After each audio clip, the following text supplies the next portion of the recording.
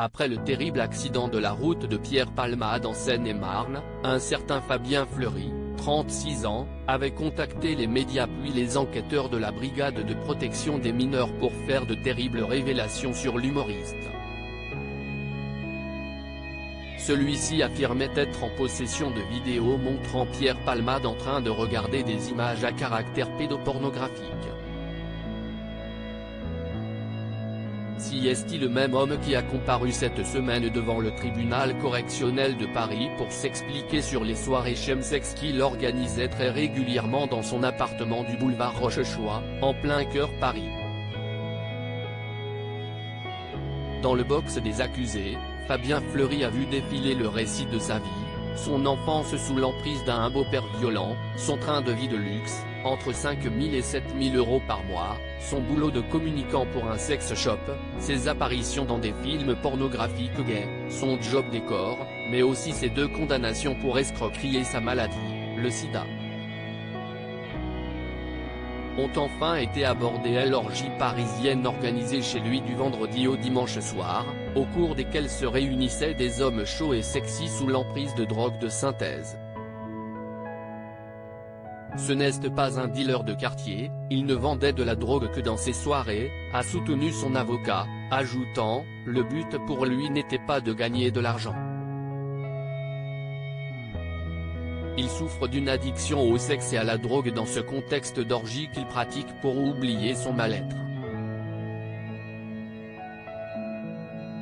La justice a finalement tranché en faveur d'une lourde peine de 2 ans de prison dont 1 avec sursis ce vendredi 17 février 2023.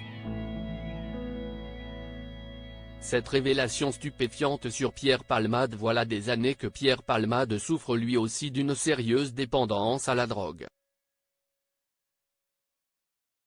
Interrogé par le magazine Nous Deux, un proche de l'humoriste dans les années 90 raconte, dès qu'il avait fini son spectacle, il fallait partir tout de suite pour aller vite faire la fête.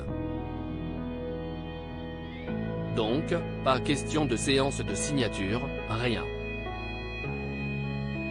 C'était direct dans la voiture pour aller au restaurant et ensuite en boîte.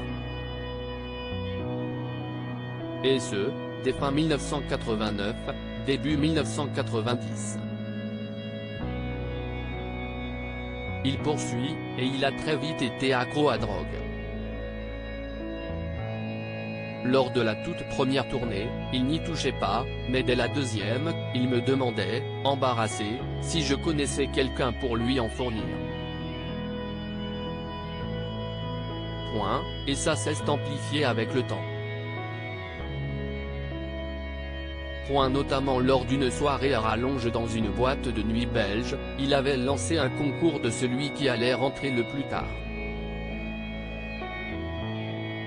Il est rentré à 23 h. Le lendemain, on allait alors dormir quelques heures et on recommençait. 72 heures, ça a duré. La coke, c'est ce qui le faisait tenir. Ça lui permettait de rester éveillé.